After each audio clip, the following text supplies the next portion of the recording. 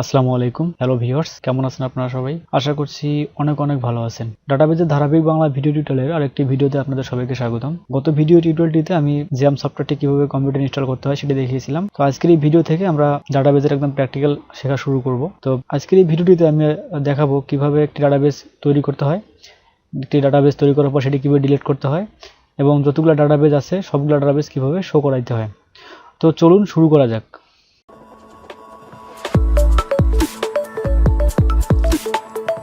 Alright, তো viewers, প্রথমে আমি আমার জ্যাম সার্ভারটি ওপেন করে নেই।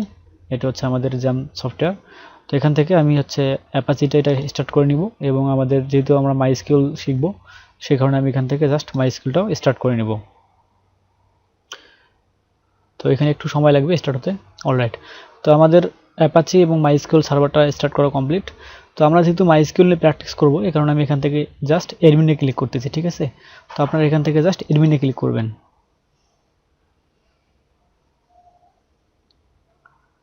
তো এখানে কিছুক্ষণ সময় লাগবে এবং আপনাদের কম্পিউটারে অবশ্যই একটি ব্রাউজার ইনস্টল করা থাকতে হবে, সেটা গুগল ক্রোম বা ইন্টারনেট এক্সপ্লোরার যেটাই হোক। অলরাইট,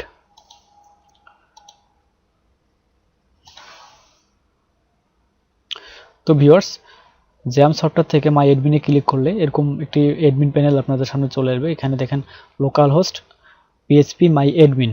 তো আমরা যদি এখান থেকে আবার দেখাই, আমি যদি এখান থেকে এডমিনে ক্লিক না করে সরাসরি কোনো একটা ব্রাউজার ওপেন করি, ব্রাউজার ওপেন করার পর আমি যদি এখানে এইভাবে লিখি লোকাল হোস্ট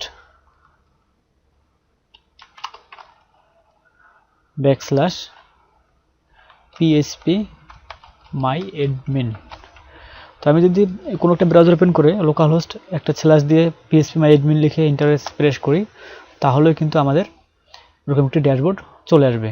তো এই কাজটি আমরা এখান থেকে সরাসরি অ্যাডমিন ক্লিক করে করতে পারি অথবা আমরা এভাবে ব্রাউজার ওপেন করার পরেও করতে পারি। অলরাইট, তো ভিউয়ার্স, এই প্রথমে আপনারা দেখেন এটা হচ্ছে আমাদের php my admin এর টোটাল ইন্টারফেস, ঠিক আছে? এখানে এদিকে আমাদের ডাটাবেসগুলো থাকবে। এখানে দেখেন আমাদের কয়েকটা ডাটাবেস ডিফল্ট এগুলো তৈরি করা আছে। তো এগুলো নিয়ে আমরা কাজ করব না, আমরা নতুন ডাটাবেস তৈরি করব এবং সেগুলো নিয়ে কাজ করব। এবং তারপরে এখানে অনেকগুলো মেনু বার আছে, এখানে ডাটাবেস সার্ভারগুলো কোথা থেকে আসছে সবগুলো এখান থেকে আসে, ডাটাবেস যেগুলো থাকবে এইদিকে। তো আমরা আজকে টিউটোরিয়ালটিতে একটি ডাটাবেস কীভাবে তৈরি করতে হয় সেটি শিখব। তো এখানে আমরা দেখেন এখানে নিউ একটা বাটন আছে, ঠিক আছে? আমি যদি এখানে প্রেস করি তাহলে দেখেন এখানে আমরা ডাটাবেসের নাম একটা দিয়ে এখানে ক্রিয়েটে ক্লিক করলেই আমাদের ডাটাবেস তৈরি হয়ে যাবে। তো আমি যদি এখানে একটা ডাটাবেসের নাম দিই, সাপোজ আমি দিলাম কলেজ লিখে আমি যদি এখানে ক্রিয়েটে ক্লিক করি তাহলে দেখেন আমাদের এদিকে একটা ডাটাবেস তৈরি হয়ে গেল। বাট আমরা চাচ্ছি যে আমরা আসলে এভাবে ক্লিক করে কোনো ডাটাবেস তৈরি করব না, আমরা কি করব, আমরা বিভিন্ন কমান্ড লেখার মাধ্যমে ডাটাবেসগুলো তৈরি করব, ঠিক আছে? তো এই জন্য আমরা প্রথমে এখান থেকে এসকিউএল এখানে ক্লিক করব। তো এসকিউএল এ ক্লিক করে আপনারা এরকম একটা ইন্টারফেস পাবেন, ঠিক আছে? তো এখান থেকে আমাদের এখানে কোডগুলো লিখতে হবে। তো আগেই বলে রাখি আমাদের মাইস্কিউএল ডাটাবেসটা কেস সেন্সিটিভ না, ঠিক আছে? কেস সেন্সিটিভ বলতে আপনি যদি বড় হাতের অক্ষর সবগুলো লেখেন তাও কোনো সমস্যা নেই, সবগুলো যদি ছোট হাতের অক্ষরে লেখেন তাও কোনো সমস্যা নেই। অলরাইট, তো আমরা এই ডাটাবেস কীভাবে তৈরি করতে হয় সেটা দেখি আগে। তো ডাটাবেস তৈরি করার জন্য একটি কমান্ড আছে, কমান্ডটি হচ্ছে আমি লিখতেছি create data BAC create database. তো আমি একটু জুম করে নেই আপনাদের সুবিধার্থে। অলরাইট, তো কমান্ডটি হচ্ছে ক্রিয়েট ডাটাবেস, এতটুকু আপনাদের মুখস্থ রাখতে হবে বা আপনারা প্র্যাকটিস করতে করতে শিখে যাবেন। ক্রিয়েট ডাটাবেস এবং স্পেস দিয়ে ডাটাবেসটার নাম, আমরা যে নামে ডাটাবেস তৈরি করতে চাচ্ছি সেই ডাটাবেসটার নাম। তো সে ফর এক্সাম্পল আমি স্টুডেন্ট নামে একটা ডাটাবেস তৈরি করি, তো আমি এখানে লিখতেছি স্টুডেন্ট, ওকে, STUDENTS স্টুডেন্টস। এবং বরাবর নয় প্রতিটা লাইনের শেষে আমাদের সেমিকোলন দিতে হয়। আপনারা যারা অন্য প্রোগ্রামিং করে আসছেন তারা জানেন একটা লাইন শেষ করলে আমাদের সেমিকোলন দিয়ে নিতে হয়। তো আমি এখানে সেমিকোলনটা দিলাম। এখন যদি আমরা নিচে আসি, নিচে আসার পর এখান থেকে যদি গোতে প্রেস করি তাহলে দেখেন আমাদের এইদিকে স্টুডেন্টস নামে একটা ডাটাবেস তৈরি হয়ে গেছে। অলরাইট, তো ভিউয়ার্স, এখন দেখেন আমাদের কলেজ নামে ডাটাবেস একটা আছে এবং একটা স্টুডেন্ট নামে ডাটাবেস আছে। তো আমরা এখন দেখব যে কীভাবে একটা ডাটাবেস আমরা ডিলিট করতে পারি বা ড্রপ করতে পারি। তো কোনো ডাটাবেস ড্রপ করার জন্য আবার আমরা হচ্ছে এসকিউএল এখানে চলে আসবে, এখানে ক্লিক করব, আমাদের সামনে এরকম একটা ইন্টারফেস আসবে। এখান থেকে আমরা একটা কমান্ড লিখলেই আমাদের ডাটাবেসগুলো ডিলিট হয়ে যাবে। তো ডাটাবেস ডিলিট করার জন্য একটা কমান্ড, সেই কমান্ডটি হচ্ছে drop ডাটাবেস।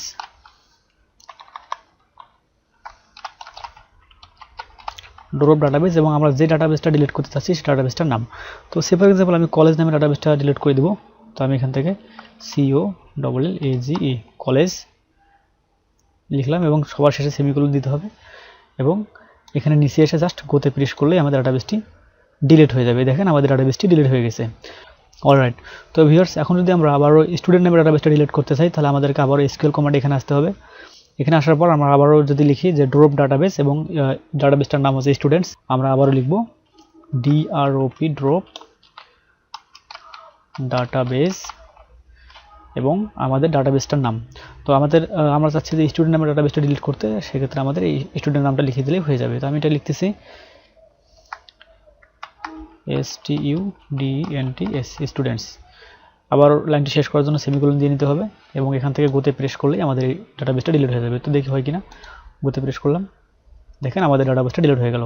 অলরাইট, তো ভিউয়ার্স আমরা আরেকটি কমান্ড দেখি যে আমাদের এই ডাটাবেসগুলো আছে এখানে তো আমরা দেখতে পাচ্ছি, বাট আমরা যদি কোনো কমান্ড ইউজ করে দেখতে চাই সেক্ষেত্রে আমরা কীভাবে দেখতে পারি। এর জন্য আমাদেরকে আবারও SQL এখানে আসতে হবে। আসার পর আমরা যদি লিখি show database SHOW show data BASES, তো এখানে আমরা যেহেতু অনেকগুলো ডাটাবেস দেখব তাই না, আমাদের ডাটাবেসটা একটা থাকবে না, আমাদের প্রায় 5টা 10টা 20টা 100টা থাকতে পারে। তো এই কারণে যদি এটা প্লুরাল নাম্বার, এটা বহু বচন, এই জন্য আমাদের লিখতে হবে ডাটাবেজেস। ওকে, তো শো ডাটাবেজেস এবং আমাদের আর কিছু লিখতে হবে না, শো ডাটাবেস লিখে জাস্ট সেমিকোলন দিয়ে লাইনটি শেষ করে আমরা যদি এখান থেকে গোতে ক্লিক করি তাহলে দেখেন আমাদের ডাটাবেসগুলো এখানে ছিল, সবগুলো আমরা এখান থেকে দেখতে পারতেছি। তো ভিউয়ার্স ডাটাবেস নিয়ে আজকে ভিডিওটি এ পর্যন্তই। ভিডিওটি যদি ভালো লাগে থাকে অবশ্যই ভিডিওতে লাইক দিবেন। ভিডিওটির কোথাও কোনো বুঝতে অসুবিধা হলে অবশ্যই কমেন্ট করে জানাবেন এবং আপনি যদি আমার চ্যানেলটিতে নতুন হয়ে থাকেন তাহলে প্লিজ চ্যানেলটিতে সাবস্ক্রাইব করে পাশে থাকা বেল আইকনটি বাজিয়ে দিবেন পরবর্তী নতুন ভিডিওগুলো পাওয়ার জন্য। তো পরবর্তী ভিডিও দেখার আমন্ত্রণ জানিয়ে আজকে ভিডিওটি এখানে শেষ করতেছি। ভালো থাকবেন, সুস্থ থাকবেন, আল্লাহ হাফেজ।